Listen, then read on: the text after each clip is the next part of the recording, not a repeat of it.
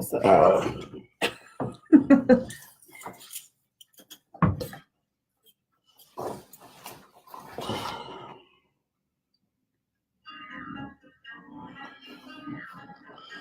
Oh, can I'm sure I don't want to take please. Some water? Yeah.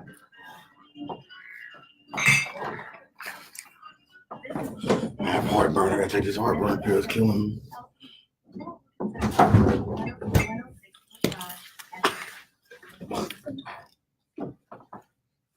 You ready, son? Yep. Coming up. You ready? Yep. What's going on, people? It's Saturday afternoon. You are tuned in to Urban Voices Radio. I'm your host, Brad Harris. I got my main man, Sean Mucker, in the building. I'm your host. Now, what's going on? Hey, you can be the host today because I'm completely under the weather. I got my girl, T. Marie. What up, T? What's up? And we have a special guest in the building, my man, Mr. Yola. What's poppin'? What's poppin'? Hey, what's going on, Yola, man? Look, we're here. We've had Yola up here before, man.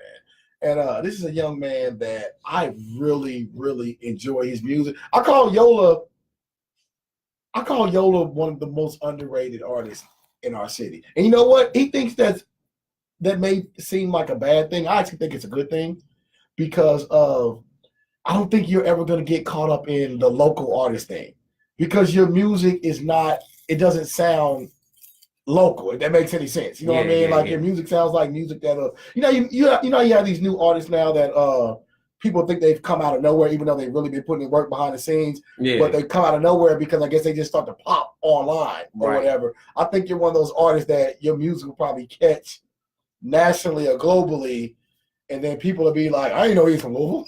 Right. You know what I'm saying? That's how it's gonna be though. Yeah, so we have you here, man, because you have big news. You're opening up next week. That's next Friday, right? Yeah, next Friday. Next Friday, Lexington, Kentucky. Lexington.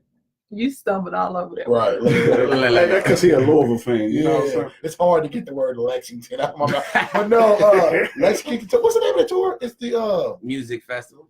It's the Real Music Festival. The Real Music Festival. Mm-hmm. Real Music so Festival. it's headlining Rick Ross, Ja Rule, Lil Kim, Asanti, Plies, Mace, Maya. Hey man, so this is like for me outside of. I think it's cool because they're bringing in a younger demographic with Ross, but outside of Ross, you bringing in all the classic people that we rocked out to in the late 90s, early 2000s. So you have Mace. Plies? We got Plies? Yeah, Plies is kind of a new school artist too. So you have Mace. Lil Kim's going to bring in a fan base of her own. Always. Mace, Lil Kim, Maya. Mm-hmm. Maya, hey, I saw a photo of Maya on IG yesterday. Maya looks exactly the same at 19 as she looks right now. Plus, Maya's catalog is kind of nice, though. If you sit there and look, a lot of people, she done went behind the scenes. And a lot of people remember Maya came underneath that Drew Hill banner. Right. Mm-hmm. Yeah, I think Cisco brought her out, right? Yeah. They were here last night, right? Yeah, she know the dances and everything. So we have Maya, Lil Kim, Mace, Ja Rule. Look, people gonna put some respect on Ja Rule name, right? Look, they be out here clowning Ja Rule and act like Ja Rule didn't have monster hits. He did, but Ja Rule might want to take it down a couple notches because he's trying to redo it again. Yeah, I saw that. I mean, it's a redemption. He got to redeem. Nah, he's gonna have to do. But he got to change. He's definitely got to change the name. Yeah, don't try to come about no Fire Festival 2.0. It's Fire Festival, right? Fire Festival, yeah. Hey, but look, check this out. We talking about Fire Festival. Was that like trust fund babies? Because who spends $50,000? Look, what person has $50,000 to buy VIP packages? It was new artists supposed to perform on it, like young artists. So you had rich kids paying 30-40 grand for packages to go to a tour, to go to something that was bigger than Coachella that never happened. I mean, I think just because it happened and where it was the place it took place at. But I'm saying the money. It was young. When I saw the people out there like in the FEMA tents, they were like 17 to 25. So I'm like, what 17 to 25-year-old had like 20-30 grand to just throw on a festival? Trust fund babies, Right? Rich trust fund babies. Your parents are rich. You're living the Paris Hilton lifestyle, and you just pop the credit card and pay 20 grand to go to a festival. It must be nice. Gotta be. Must be nice. Baby. Yeah. I'm gonna use that. Hey, there's a lot of them.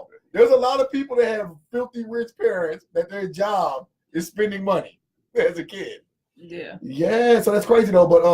But yeah, man. So all these artists had great hits. Maya, Plies had some hits too. And he's still kind of doing his thing now. I say he throw out a hit once every year. A nice hit once every year. He's like a Fat Joe type dude. Throw out a little hit every year. Yeah, to keep current. You know what I'm saying? That's what Yola needs. Look, Yola, we need you, man, to get your IG because your music is there. Yeah, man. Your music is there. You know the formula now. Yeah, you gotta pop on IG. Most definitely. I mean, I honestly, it's hard for me to get on Instagram like that because I'm not one of them type of people that know. I'm not a social media person, so I don't wake up every single day to get on my phone. So I'm learning to get up and be like, I post this up or something like that. It's still hard to do it because I don't really. I mean, I do a lot of things, but it don't run in my mind to grab my phone and be like, I gotta post this up. You know what I'm saying? Like a street dude. Yeah, I don't know. I mean, I don't know how to look at me like right now. My arm getting tired. I don't want to be putting my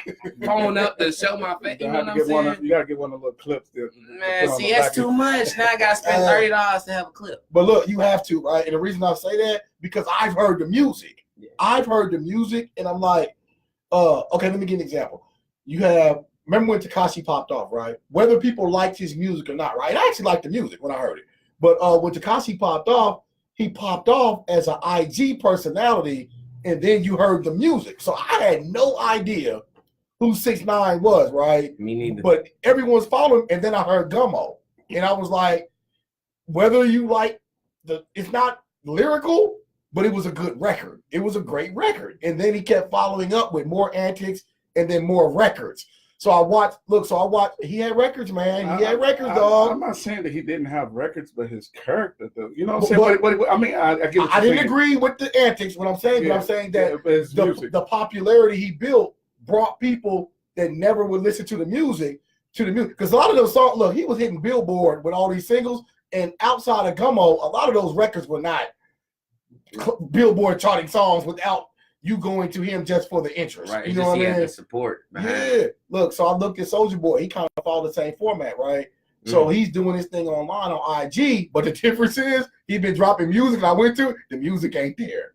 The music is just it's not hot. It's not. It's trash. I mean, yeah, I was gonna say. I mean, Soulja Boy, it's trash. I think he fit into a certain demographic. He was hot at the time that he needed to be hot. Right. He done ventured off into. But he's hot again now. I was gonna say he almost kind of rebranded himself with this whole interview he did with the yeah. Since then, he's dropped 3 singles, right? They haven't taken traction like how 6ix9ine's music was because the music is not hot. Yeah, I mean, your music gotta be hot. It's not hot. It's not hot. Yeah, it's trash. It's not hot. So man, we need you to jump on IG, man. But tell us about the performance. It's coming up this Friday. What 7 p.m.? Yeah. It starts at 7. It's February 22nd. That's at Lex Rupp Arena. Like he said, it'd be Rick Ross, everybody there. You know what I'm saying? It was a great opportunity because actually, when I went to the Snoop Dogg, Actually, I was with y'all. We went to the Snoop Dogg, and we was when we watched them perform. Remember, I kept telling y'all the whole time. I'm like, man, it's me up there. That's all I'm thinking the whole time. I'm like, bro, I gotta be up there. I gotta be up there. And then 3 days later, we get a call like, hey, you trying to perform for Rick Ross at Rupp? I'm like, what? Hell yeah! You know what I'm saying? You know what I mean? Yo, my fault. But yeah, you know what I'm saying? Because I'm a strong believer in what you give out to the universe come back. So me consistently sitting there thinking that and feeling it and saying it, you know what I'm saying? Then it actually come true is like, I'm like, yeah, you know what I'm saying? So it's great, you feel me?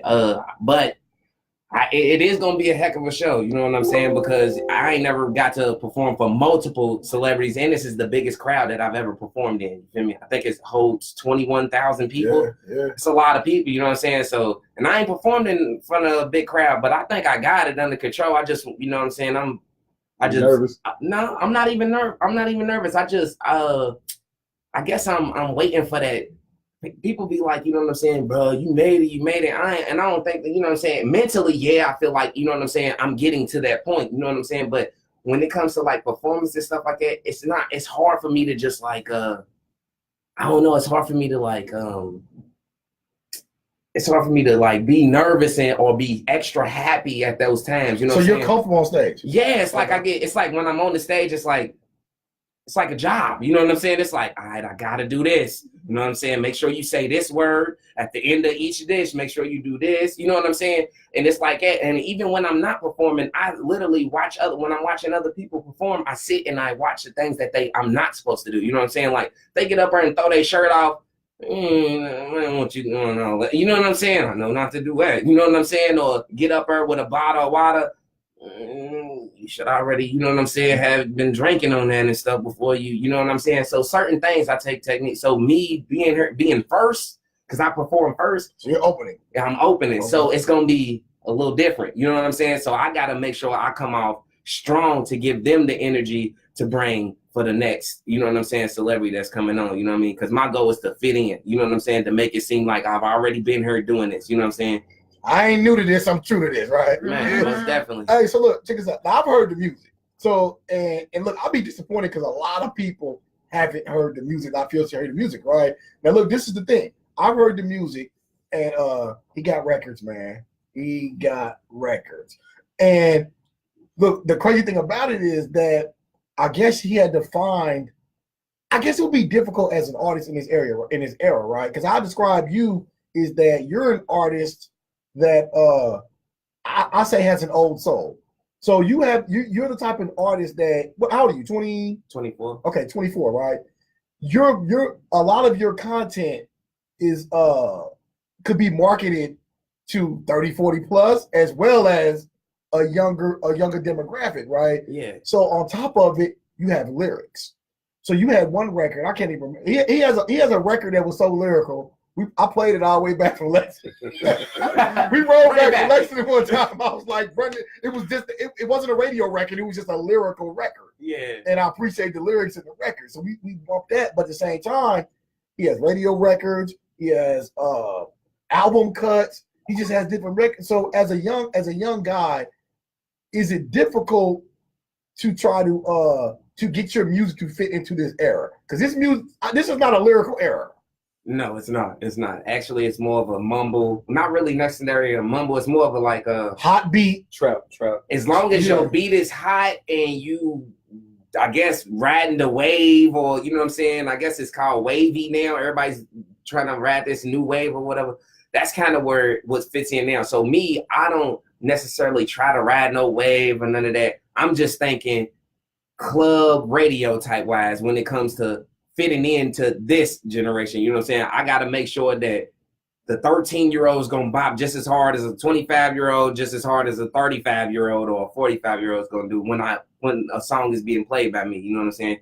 So if I do play a song, you know what I'm saying, and you feel me, I don't get that vibe from you, you know what I'm saying, then I know that, you know what I'm saying, you must be in this new generation era of new waves, and you won't hear somebody yelling or whispering or mumbling on the track besides actually listening to what they say. They got some bars, lyrics, and you actually can understand what they saying. You know what I'm saying? Some people get off topic and you made a song about this club, but we didn't say nothing about a club. You in the hood shooting people. Right. You see what I'm saying? So when it comes to this, I guess, genre of music nowadays, it is hard to fit in, but that's why I try to think radio hit, you know what I'm saying, wise, because I know I can grab their attention by doing the radio, you know what I'm saying, because everybody gonna listen to a hit that can be played everywhere, you know what I'm saying, no cussing, no none of that. You can play a song in your car or at work or wherever, you feel me? Now see, look, this is why I disagree, right?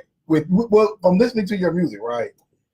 I feel like you are perfect for the internet era we're in right now, right? And the reason I say that is because, man, there are artists that are touring big off of internet catalog. Like you have an NBA YoungBoy, you have Moneybagg Yo. Like these guys have solidified fan bases that they're selling merch, they're touring, they're dropping them records. And when I listen to your music, it's so good. I'm not gonna say I would hate to hear it on the radio. I guess you could have a radio record, but I would hate to water it down. That's what I was saying. The new generation, like you saying, them type of songs is what I'm meaning by radio. No, the lyrical ones and all of that stuff.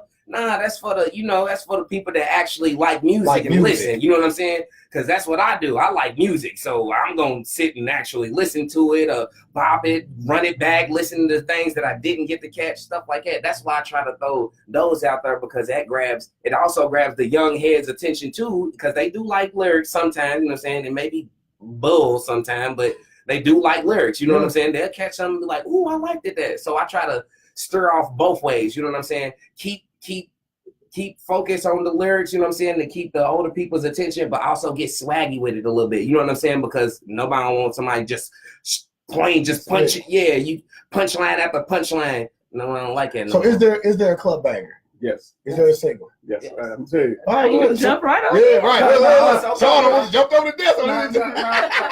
No, but that That's your manager right there. It's just that I've been behind the scenes as a manager also with the young guy, and he got some bangers, and I think y'all gonna be impressed. So what's the single? I'm gonna leave it. The name. Well, we got two singles. This is called an A and B single. You know what I'm saying? We're gonna the A is Abandon Me. You know what I'm saying? That's with Rolls Royce. You know what I'm saying? The sample from Rolls Royce. She got that old song. I tell you, got that old song. Yeah. Do any of your counterparts know who Rolls Royce is? Probably not.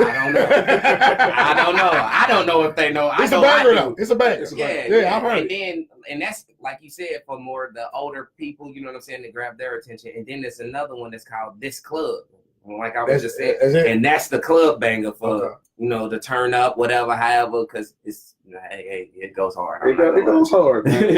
And there's some young dudes that actually had. Look, my sister, 44, right? And she's not a hip hop person. Right. But now she's into fitness, so she's on the treadmill all the time, right? So she called me last night, and she was like, "Bro, I like this new Kodak Black album." Hey, Kodak Black got some. Kodak Black is an artist. He is an artist, dude. We have to check out Kodak. When he first came out, I ain't gonna lie, I wasn't too much of a big fan, because I kind of got this. That he's a hood nigga, but he's kind of like at hood brother. Oh, but hood brother. But he kind of like he got that. I don't know. That Florida weird. Yeah, you know what I'm saying. But then he can flow, man. Then I start hearing him, and I'm like, oh, don't sleep on Kodak. He can flow. I'm telling you, man. I'm another person that I've seen him in concert, but I like his growth. Is 21 Savage. His music has grown. And Neek Mills, so their music has grown. And I'm telling you, the young guys from the time we left Lexington and what you heard in Lexington to now, he totally has grown. And it's another thing, you're a studio rat, because you've had like when I heard the thumb drive, you have what, over 100 records? Yeah. Yeah. So you're a studio, so you're in the studio constantly. My thing is, you know what I'm saying, you can never get enough of the studio. You know what I mean? Even if I don't care if you're the biggest artist ever, you're going to still be in the studio. You know what I'm saying? Because you want to consistently have music for backup. You know what I mean? Just in case. So I try to stay in the studio. I don't care if it's a 4-hour, 5-hour block. I'm trying to drop 10, 12 songs. You know what I'm saying? That's my goal when I get in the studio. So how are you in the studio? Are you an artist that you write? Or are you off the top of the head? It depends. You know what I'm saying? It depends actually on what beat that I was received. You know what I'm saying? If somebody give me a beat that I feel like I'm not going to go hard unless I freestyle and give it my heart, you know what I'm saying? Then I'm going to go in there and freestyle. Sometimes my manager be like, don't write anything down. Let me just hear what you got. Go in there and just bit off the top of the dome. And I do it, and the song will come out great. You know what I mean? So you go into the booth, freestyle a song, and that's one take, Jake. And that's the song, just one take. Sometimes, yes. And that's the song? Yeah. I done made like 2-3 songs like that. So look, when you do a song like that, do you have to go back and learn the song? Yeah, I gotta listen to it 1,000 times so I know what I'm saying if I perform it. Like one of the songs I got, actually, I had a radio interview when I was in I think it was Ohio. It was a guy named Chi Money, and he's with the Nerve DJs. And I was on his little thing, and I was freestyling, and I freestyled for him. I literally took that same freestyle when I was in the studio. It popped kind of in my head because I didn't spit a whole lot of bars or nothing. It was probably like, I say 12, something like that. I took that beginning and I spit that on the beat that I had, and I just couldn't stop. You see what I'm saying? And I kept going and kept going, and then by the time I got done, he was like, "That's a hit." And I'm like, Well, you know what I'm saying? And we played in back to back, and the beat was, yeah, it was perfect. So yeah, freestyling, when it comes to the studio, freestyling, you feel me, is an option when I do go in there. So you're a rapper. So when I say that, okay, correction, you're an artist. Okay, so look, how long have you been doing music? I mean, artist wise or just music period. Yeah. So when I was 8, since I was 8, I came to Louisville when I was 6, and then I got to meet my side of the family here. You know what I'm saying? And they were they like music and stuff, so I kind of. So came to Louisville from where at 6? New York. Okay. So you've been there since you were 6. Mm-hmm. So look, you know when you blow, they're gonna do you like 21 Savage. He really ain't from Louisville. He's from England. Back to New York. Hey, but the reason why I say it is because you can't say it because when you're elementary, middle school, and high school, that's where you from. Then you from. Hey, let me tell you the crazy thing I heard about it. The memes were funny, right? But even in the beginning, where people were thinking that he came to Atlanta at 12, right?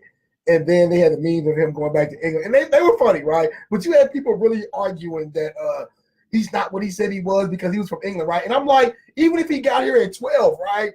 The toughest street dudes that been in the street, you ain't jump off the porch to 13 or 14. So if you were in the street at 12, I need to see your parents.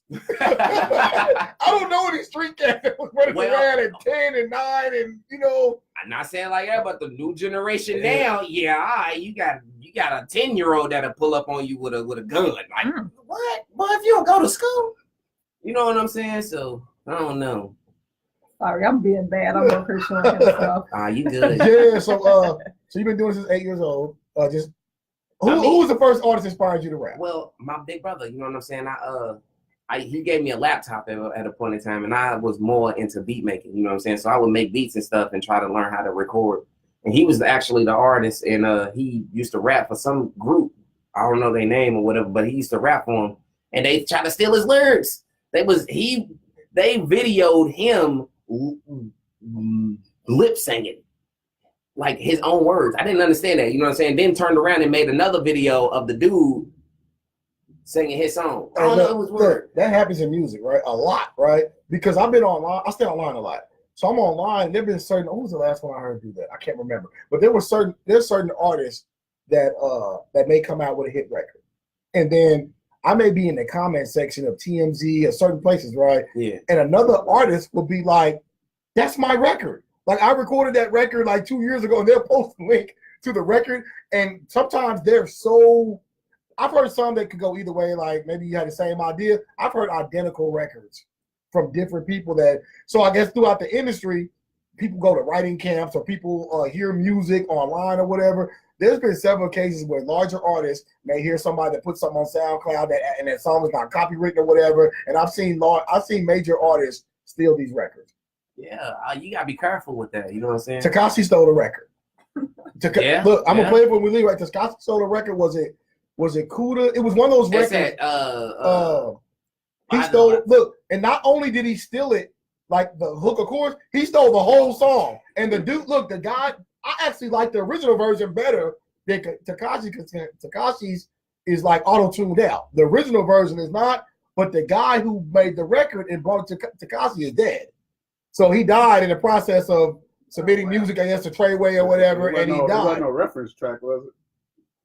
It could have been. It could have been. But both versions are on YouTube, right? I like the original version better than 6ix9ine's version. A lot better than 6ix9ine's version. But I'm like, cats be out here stealing music. Yeah.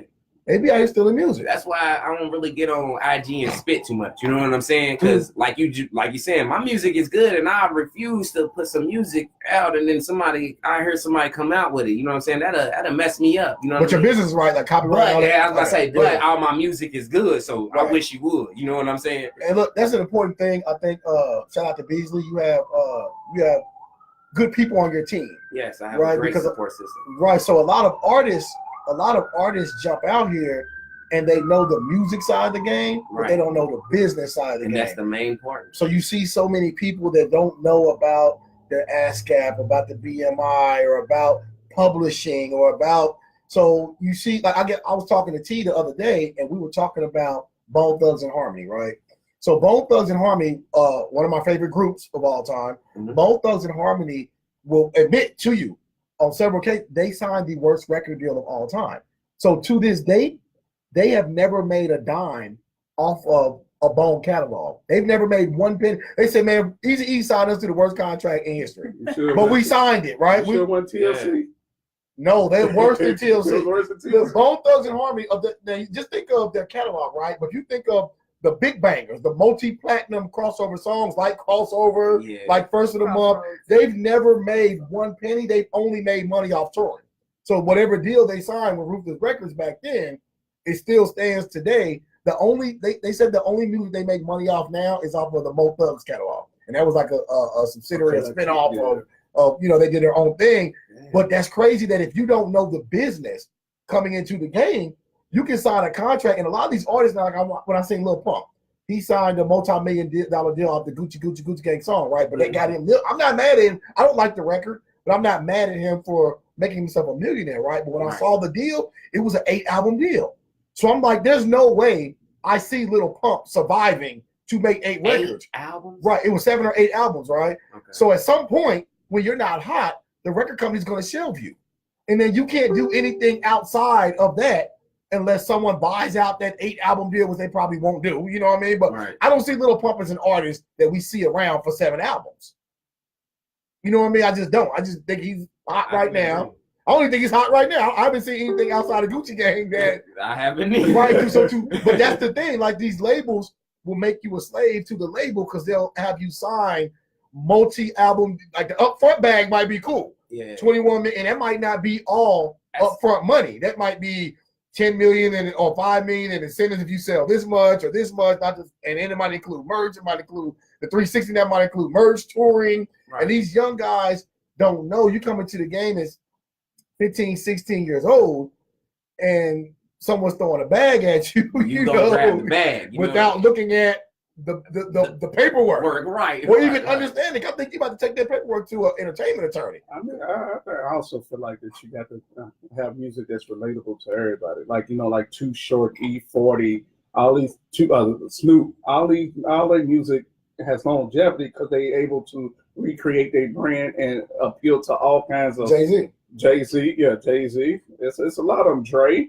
You know what I'm saying? Well, you have to reinvent yourself with the times, right? That's my. I know I'm getting some heat for this, but that was my complaint about Lil Wayne, right? I think Lil Wayne was a tremendous rapper, like rapping words. I think Lil Wayne can rap words probably better than most.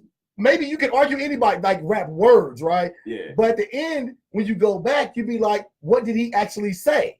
Besides, meaning-wise, besides rapping words and syllables and phrases. Right, did he make any sense with it? Like, did he say phrases? Yeah, does it stand the test of time? Because was the message actually? I feel like that about Meek Mill. I think Meek Mill now is making the best music of his life.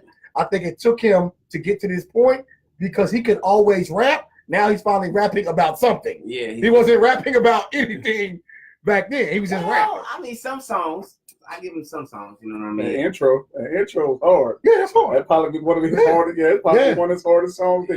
But now he has like a catalog where I can say you can argue. Does he have a? I don't think up until now it would be like, does Meek have a classic album? You know what I mean? And I don't think he had that type of material that stood the test of time to be called a classic. Yeah, because I think every time he came out something, they always put it next to the intro. You know what I'm saying? That intro was probably his biggest one, but it was an intro. We'll say like when I say Wayne, right? Wayne to me, and I know Wayne has fame. I'm not taking anything from Wayne because he can rap.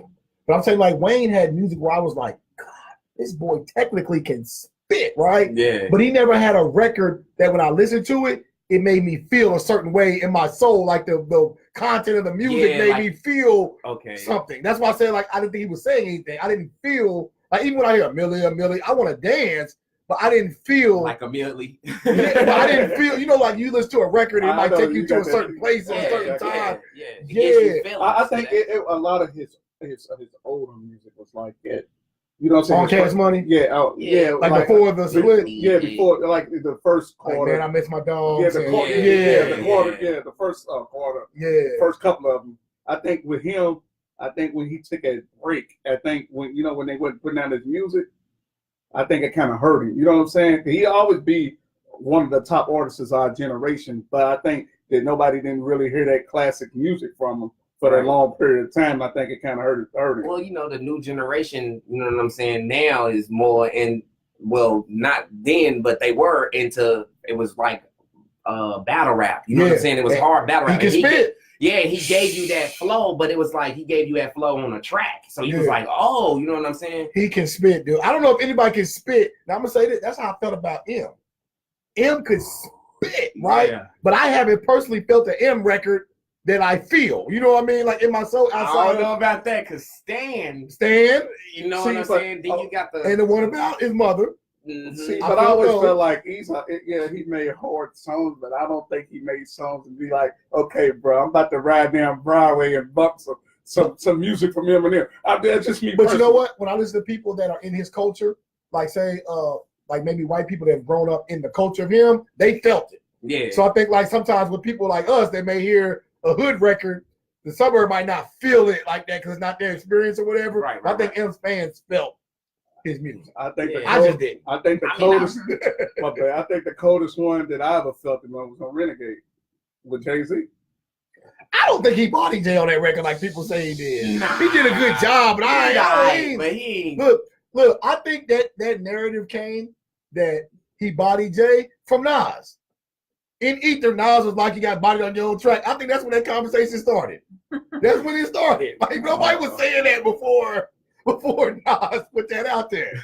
So who's the artists that you know will be on your Mount Rushmore of artists? Your top guy. Well, like I said, I'm an old head. You know what I'm saying? So I grew up listening to Pop, Biggie, and then I kind of stirred towards Wayne as his young age. You know what I'm saying? When he was doing that hot, and Cassidy. You know what I'm saying? I mess with Cassidy tough. You know what I'm saying? Because he always gave me that feeling when it comes to the bar or the wordplay. It was like, dang, what? You gotta go back and listen, and you know what I'm saying? So yeah, Cassidy was one of them too. He's a spitter. Yeah. I mean, he ain't had no records, but he was a spitter. Yeah, but I'm saying like, who ain't had no records? Cassidy. Yeah, Cassidy got some records. Welcome to the hotel. Nah, he got man, please, drinking my two-step. Yeah, and he had the one. I'm not familiar with it. My drink, get my two-step. My drink, get my two-step. Yeah, but is that a classic record? Yeah. I think the only one that ever made some was that. Welcome to the hotel. No, it was that, and then he had another one with a church. I think it was something like that. Look, so say for the caliber. I'm a hustler. Right?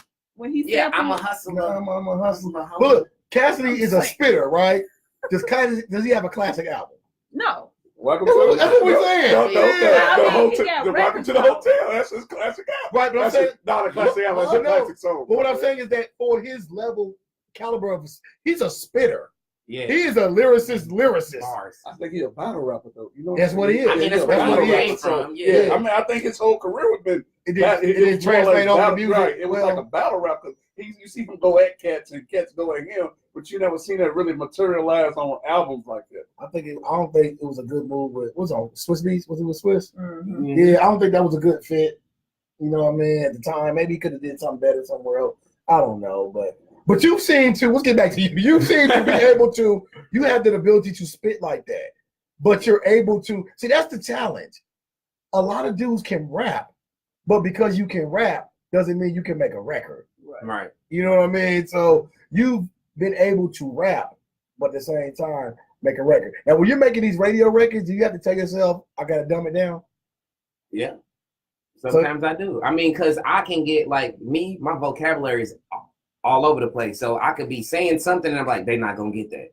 You know what I'm saying? If I say this, I know they're gonna look at it and be like, nah. So I try to dumb it down and make it sound like something where I know they'll repeat and be like, oh, you know what I'm saying? I liked it there. It's catchy. Because you gotta have something that's what radio is. You gotta have something that is catchy to the ear. If the 4-year-old ain't gonna sing it from listening to it 2 times, then it's over. You know what I mean? Look, perfect example. How do you think Lil Yachty got so big? I don't know. I mean, he was. I don't know. I'm not a Yachty fan. Me either. Trash. I'm not a Yachty fan. He's riding the wave. No, but let me tell you what record made him big. Remember that song? What was it? And it goes back to what you just said about a 4-year-old, right? Uh-huh. It was, what was it? I know you and you. Whatever that record was, right? That big record he had. But look, you know what made it so big? When it was so simple. When you listen to the chorus of the song, right? The chorus was the cadence of the record was A B C D E F G. It's so simple that people were able to hum it. Kids were able to hum it, and it wasn't even a good record. It just had a cadence. So like radio music is simplified down to the purest form that is almost an insult for people that like lyrics and listen to radio music. You know what I mean? Yeah. So I just ask artists that have lyrics, is it difficult when you have to get in that mind frame to be like, I'm trying to make a radio record. I want to make people dance. It kind of depends on the beat too. You know what I'm saying? Because if they give you a certain beat that sounds like it should be bars only spitting on it, you're not going to be able to try to turn it into a radio. You know what I'm saying? Hit. It's not going to work. It's not going to fit because you ain't going to have a hook or, you know what I'm saying? Something like that.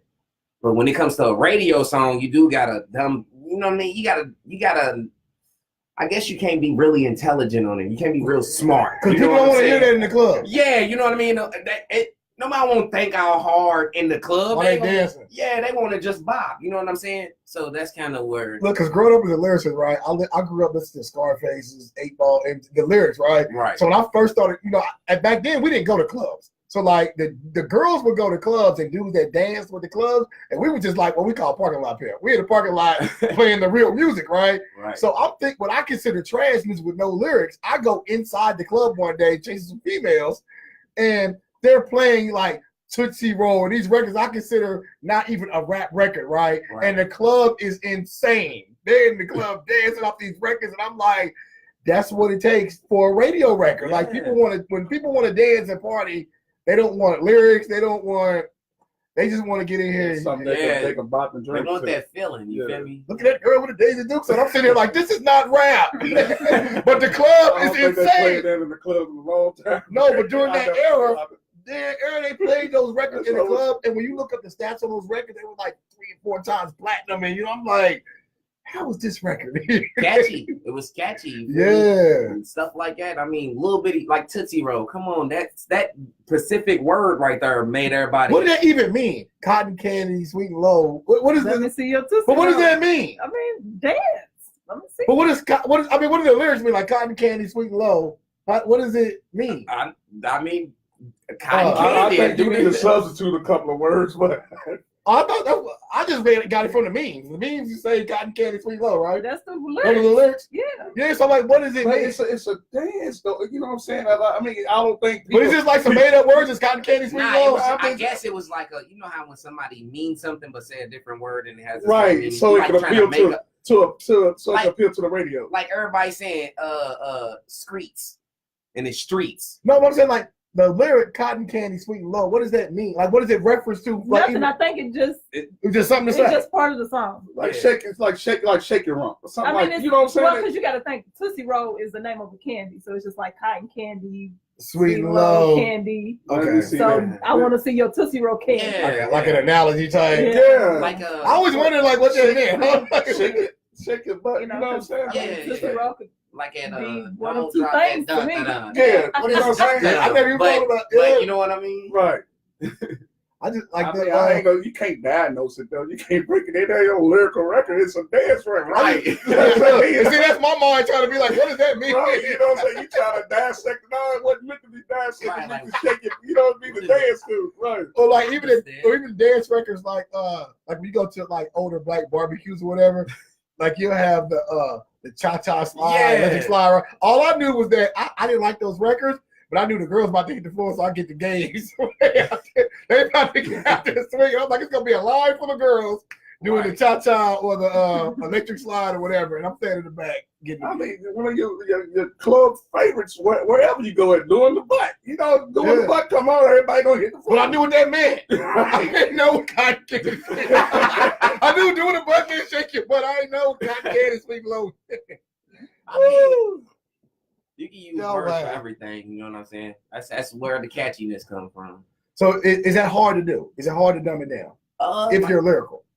No, if you're lyrical, it's not, because you know the words to use to make somebody a mind rattle. You know what I'm saying? So you know how to utilize that and consistently use it to make somebody be like, I get it now. And then it becomes catchy. You'll consistently, like I said, this club. Everybody know they on their way to a club. You know what I'm saying? So every single time you hear, you're gonna be like, it's gonna pop in your head. Even when you ain't listening to it, you driving to the club like, damn, I'm on my way to this club. You know what? I'm ready to play it. You know what I'm saying? So certain things you kind of want to grab to make it seem like somebody can relate to or something like that for them to be able to be catchy, for it to be catchy. Actually. So do you got a favorite song that you that's on the set list that you ready that you want to perform?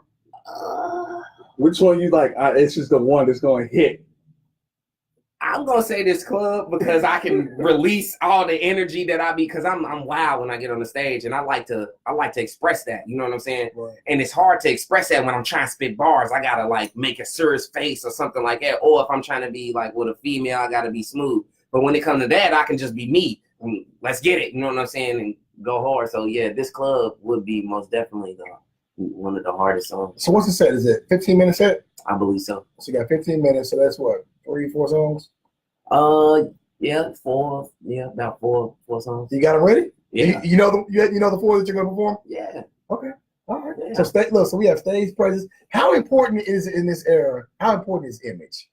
I mean, it's a whole lot. I mean, you can't just step out there and it's how I feel. You know what I'm saying? Image is a lot because you got, you feel me, Tekashi, Lil Pump. You know what I'm saying? Them type of people, they take the extra step to stand out, change their hair, rainbow colors. I mean, whatever it is to get that extra look at you. You know what I'm saying? That's what the image is all about. You know what I'm saying? You don't want to just step out there, and if you're not gonna consistently do it, then don't do it. You know what I'm saying? Because you got to be able to be like that every single time you step out. That's what everybody's expecting. Like, you feel me? Like Too Short. You know what I'm saying? Everybody's like, when they step out there, they be like, you feel me? What's my favorite word? Everybody know his favorite word. Yeah, you know what I'm saying? Stuff like that. So yeah.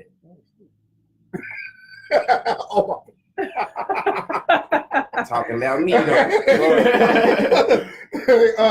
So when it comes to I was gonna ask you that. So now we have thousands, if not hundreds of thousands of artists. Now with technology, with social media, with SoundCloud, anyone can just upload their music to digital sites, right? So you have all these entertainers or all these artists or rappers or whatever submitting music daily, right? What does it take? Does Yola have a plan to separate himself from the hundreds of thousands of people? Because I think a lot of people have great music out there. We just don't listen because we don't know. You know, we don't know them. We're not. Something doesn't gravitate us to them. Or does Yola have a plan to stand out? Yes. Or is it just the music? Well, see, me, I'm not gonna say. I mean, I guess me being who I am, I guess because I'm more of a comedian. You know what I'm saying? I'm funny. I'm hilarious when you get to actually meet me and sit down and chill. So when I do stuff like that, you feel me?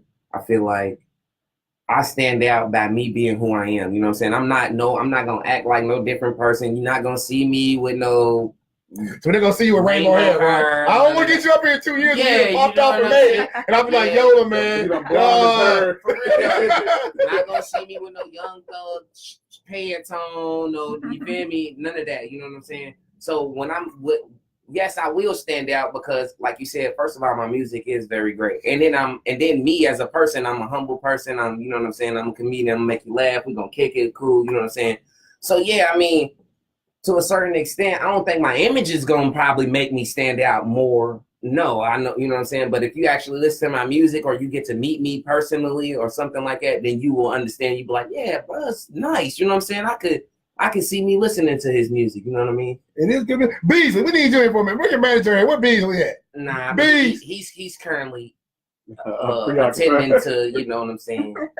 He can't step it out right now. There's kids out there. Yeah, Beasley, step it out. Look, I need you by the mic real quick. Okay, look. So you're the manager, right? So, a label. Okay, your label on it, right? Uh-huh. So at some point of the game, there may be potentially deals with larger labels. They may happen, right? You're a veteran in the music industry, so you know how this works. Well, you know how it works, right?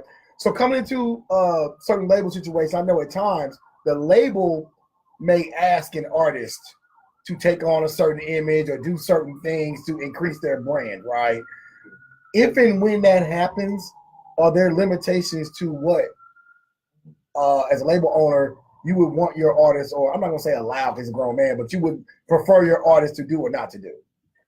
I would have just to say that integrity matters, because it was a big thing with Steve Harvey.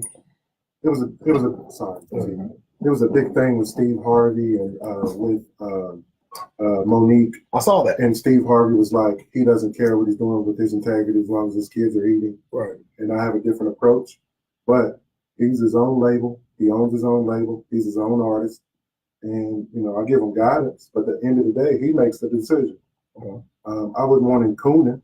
Right. Because he's a rap act. You know what I mean? It's art. And at the same time that it's art, if the persona meets who he is, then it's yes. If it doesn't meet who he is, we'll keep going. I got a homie that is in music, and his name is Nipsey Hussle. And Nipsey Hussle has a DJ named DJ VIP. DJ VIP is my man. And they have told us, don't accept none of the deals that we've looked at and stay independent. Just be who you are.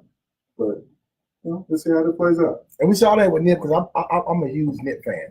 And I've been following Nip, I want to say personally since probably 07, 08, when he first, I don't say he first, that's when I first, he was robbed. He should have had Rap Album of the Year, but I'm against. He was absolutely robbed. He was robbed. Victory Lap outsold everything. Look, I wouldn't have been mad at Victory Lap, or I wouldn't have been mad at J-Rock's album. Either one. I wouldn't have been mad in the conversation of best rap album of the year. Absolutely. I wouldn't have been mad either at J. Cole. No, not this year. I wouldn't have been mad. I wouldn't have been mad at Pusha's either. I would have been mad at that. It was 7 tracks, so they kind of made me but I would have been mad at the Pusha T joint if it would have been in the conversation for best album of the year. But I definitely think Nipsey had the best album by far of the year. Oh, yeah. But I've watched Nipsey grind independent since 08. And at one point when Nipsey dropped, I'm trying to remember, I think it was the Crenshaw album. When he dropped the Crenshaw album, he sold the album for $100 an album, right? And then Jay-Z brought, I think, 10,000 copies of that album or something like that. He's respected as a street dude. And people don't know that Nip has a twin brother, an identical twin brother. It's crazy. But though the people that were in Nipsey's circle kept him from cooning, kept him from clowning, kept him grounded. It's like, man, this is about the music, man, And the thing about the music, you don't have to have everybody like their song. What you have to do as an artist, and to any artist that will watch this, you have to find your audience. If you find your audience and develop that audience, have that audience capture more people, that's where you grow. And that's where we have Mr. Yola. He has a great opportunity. And, it's 7 millionaires that own the show that he's going to open up for. We'll go down there with music for everybody to get on it. You got a network. The business is not as big as people think it is. It is literally a phone call away from anybody. Do your best, see where it lands. It'll boom or bust. We prepared either way. So when you talking about Nip, you talking about for artists like yourself or other artists. Like I said, I was aware of him in 08. I don't know how much, how many mixtapes he had prior to that. I think the first deal, or I don't even want to call it a deal, the first partnership Nipsey did was 18 with the Victory Lap. Was the first time he partnered with a major label. I guess it was at that distribution. He did it for distribution, right? Because he didn't need anything else. He just needed the machine behind it to reach more people. And with the change with the digital music scene, with your Spotify's, with your TuneCores, your DistroKids, you can reach anybody. But that when you get to promote it and get to share it with the world, to have a bigger machine behind it is what you desire to have. So you can do it through DJ camps, what have you, but somebody's going to pay for it. If you can pay for it, do it, because you're going to get the same result. But try to get out here, network with everybody, because at the end of the day, real music reacts. So if you got a single that reacts, you don't have to spend money because it's going to react. You just got to get it in the hands it's supposed to be in. If the music doesn't react, it doesn't matter how much money you spend on it. It's going nowhere. So you got to make the right music, have the right image, you know, and be ready to perform and make people feel it. So how difficult is it to get that music into the right hands? That's the $1 million question, right? I know everyone's trying to get the music into the right hands, right? That is a proprietary formula. Honest to God, because I almost gave it up. Right? Message Mr. Yola Y4L on all social platforms. If you want help, I'll help you for free. I won't charge you a dime, but I'm not going to share it over there. Okay, that's fair enough. Fair enough. And I only stepped in here because I love y'all. I gotta go. Hey, but that's great, man. Because when you look at a lot of these artists out here, especially major artists, everyone has an OG. Yeah, they have an OG. Like you may see these guys. Like when you look at Migos, you know, P them are behind the scenes, and Coach K, and like Coach K was doing his thing with Jeezy. You know, I know it. Yeah, Coach K was on the Jeezy situation when Jeezy dropped. So you have experienced, you know, people that know how to navigate through the music industry. Even when I looked at the situation with, I like how they move right now. I like how Quality Control is moving because they're not just signing artists, they're doing management, but they're putting their people in the right place. So when I brought up Yachty earlier, Yachty's albums were lackluster as far as sales. They didn't really sell well, right? But their management over at QC was able to put him on a Target commercial. So, you know, I'm like, he has a Target endorsement deal. He has, I think, a Nautica endorsement deal because of his popularity online. So, you know, those are multi-million-dollar deals. When you're signing deals with companies like that, and it takes your team to get you in those situations, you know. So you gotta have a strong team. Yeah, so they're doing great things over there, man. So we look to see a lot from you because I've heard the music, so I already know, and I probably haven't heard the latest music. I'm you know just what I mean? well, I got a album that's about to be dropped. It's called From Nowhere to Everywhere. You know what I'm saying? I think it's gonna have like 10 songs on there. So I'm gonna drop that so everybody can actually get that flavor. I know, cause see, lately what I've been getting a lot from everybody is, you feel me? Where's the music? We heard, you know, where's that? I need to go. I'm tired of, you know what I'm saying? Cause they keep hearing the old music, you know what I mean? Which it ain't nothing wrong with that, you know what I'm saying? Those are still hot too, but they want to hear that actual album. I do drop singles, you know what I'm saying? I've been dropping singles. I got 2 more that's about to be dropped, but I do want to get like a group, you know what I'm saying, of songs that I can put out where everybody can go vibe, you know what I'm saying, with it. How hard is it to get support from your city? When I say city, I'm not saying fans. I'm saying like radio, people in positions that are able to push the music or have the music highlighted, or club owners, or does it feel, not just with you, period, but as in the music industry of Louisville, does it feel friendly to artists? I'm gonna say it's kind of 50-50, you know what I'm saying? It just really depends on who you meet, how you meet them, where you meet them at, you know what I'm saying? Because it depends. At the time, he could be taking care of business. He don't want to be talking, you know what I'm saying, doing all of that at that moment, you know what I'm saying? But he might be actually a cool guy, but when you met him, he's not the cool guy that you thought, you know what I'm saying?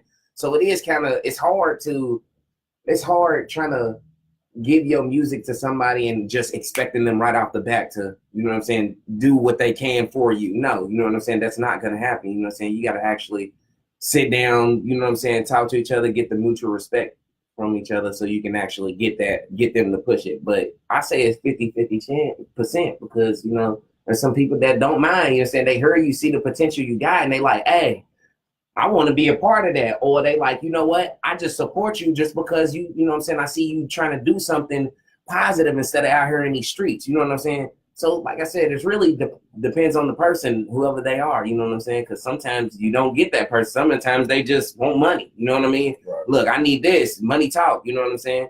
But at the end of the day, even though money talk, you may give them that money, and then next thing you know, they actually start messing with you. You know what I'm saying? Like, look, you ain't got to give me no money, bro, because you know what I'm saying? Last time you looked out or however, you know what I'm saying? So it just depends on how you network with them. So is that standard in the industry as far as say clubs or whatever? Is there a culture of pay to play? I'm not gonna say on the radio, but like say a club owner, are they wanting an artist to pay to come in their club? I mean, depends on who you are, you know what I'm saying? If you well known, then It might bring people. They know that you're gonna bring a lot of people, so they're gonna pay you because they know they rather make all that money back. You see what I'm saying? So it's a business, right? It's all everything's business. You know what I'm saying? But if you don't bring, you know what I'm saying? If you're not known or nothing like that, they're gonna be like, well, we need like some money for a slot because we got 2 more people that's opening. You know what I'm saying, or something like that. So yeah, and I'm not mad at that. I wouldn't. I'm not mad at that. I mean, they still giving you an opportunity to showcase your stuff. You know what I'm saying? So if you down for the music like you say you are, then you wouldn't mind spending a few bucks to get you out there. You know what I'm saying? And get your weight up. Right. You got when you get your weight up, there probably won't be a fee. Then they gonna be. I might be paying you eventually. Right. Yeah. So I get it, man. So this Friday, you tell the people again. This Friday at Rupp Arena. Yep. It'll be at Rupp Arena, Lexington, Kentucky, and you feel me, February 22nd. You feel me? It'll be me, Rick Ross, Lil Kim, Asanti, Plies, Jaru, Maya, Mace. You know what I'm saying? I actually got 2 free tickets coming out. You feel me? All you gotta do is go on my follow me on my Facebook fan page, follow me on my Instagram. You can post a picture up and make sure you hashtag Mr Yola in the Real Music Festival, and then you know what I'm saying, and hit me up and I can get you a free ticket. But it's the first 2 person. free tickets. Yeah, but it got to be you feel me, first person that does it. Hey, that's a great look because that's a nice. All you got to do is ride a Lex. It ain't far away. Yeah. Down the street. Nice concert. Yeah. Nice performance. I want to see if Lil Kim's still a freak. Hey. I want to see what she look like. And she's like my favorite female rapper. Hey, Lil Kim is dope. Yeah, most definitely. Shout out to the original Queen Bee. Original. Because you know she done put that out there to be copycat. There's a lot of females coming up on the rap game under her. You know what I'm saying? Her tutelage. We don't say tutelage. Yeah, we give respect to the Queen. Like Kim put it down, regardless of what she looks like now. Kim put it down for people. Look, Kim, there wouldn't be Nicki's or Cardi's at this level without a Kim. Kim crashed the door down and took female rappers to a level they hadn't been before. Yeah. Prior to that, female rappers, you had like your Latifahs and your Lights, but they weren't able to be sexy. Kim was the first female rapper that actually put sex appeal and pop appeal into the game. You can't knock the lyrics. Oh, Kim? Yeah. No, she had the lyrics. That's what I'm saying. But I'm saying like she took it to a level that I've never seen it taken. And then Nicki did her thing with the music as well. And now it's Cardi shot at. I guess I would say because at that time when they did come out, it was most of the time the females weren't really in the image of rapping. You know what I'm saying? So when we do hear something like that, it's explosive. So they grabbed a whole bunch of women support, you know what I'm saying, who do music, and they're like, well, we can do it. So yeah, her and Foxy going back to back at each other at the time, and both of them were clothes off. Yeah, it was okay, so it was a good time. How much time we got? We got 2 minutes. Being from New York, so do you got the Louisville swag? Do you got the New He York left swag? at 7, Sean. Yeah, you feel me? I got the Louisville swag automatically. You know what I mean? Being that, but you know what I'm saying, he studied music too. Yeah. So you know, being a hip hop, you know what I'm saying, roots are from New York. Even going. Yeah, now that I done got older, you know what I'm saying, I do see where some of the swag that I do get, you feel me, is from New York. You know what I'm saying? Because I have a different taste than most people would have. You feel me? I see somebody wear this, and then I'm like, nah, I ain't gonna wear that. You know what I mean? But I'll wear this. You know what I'm saying? But it just depends on, you feel me, what kind of clothing it is or something, because I ain't gonna just put on any old thing, you know what I'm saying? But I kind of have the swag of both, you know what I'm saying? You look at me like, bro, you got to be from Louisville. Or if I get mad and you hear me talk, you can like, bro, you got to be from New York. Or certain things you like barbecue. And I guess I was in Radcliffe and somebody was like, bro, what you want, some Grippos? I'm like, well, what is, you know what I'm saying? What do you mean? They're like, that's Louisville stuff. Louisville, I mean, do Louisville only sell Grippos? Yeah, they do like Grippos and Great Pop. No, Big Red. Big Red. Well, but no, Sean may have a point because the lyricism is something that when you look at Southern artists as a whole, it's not, you know, it's more of a New York thing to be focused on lyrics. And is family from New York as well? Yes. Okay, so no, they're not. My family is not from New York. They're from Guyana in the Caribbean side. We're not from this country. So you might be a 21 Savage or not. I think he's originally from like Dominica, so like yeah, my pops and stuff. I mean, they speak English now, but they didn't. Okay. You know what I mean? So our roots are everywhere. But my mama, she's hood and she's from here, so you know. Our roots are everywhere. All right, man, we got to wrap it up, man. This Friday, Mr. Yola, Lexington, Kentucky, Rupp-Arena. I cannot say Lexington for nothing, can I? You go there every day. Lexington, Kentucky, Rupp-Arena, man. We out of here, people. Oh. That was hard. Oh man. Oh, yeah.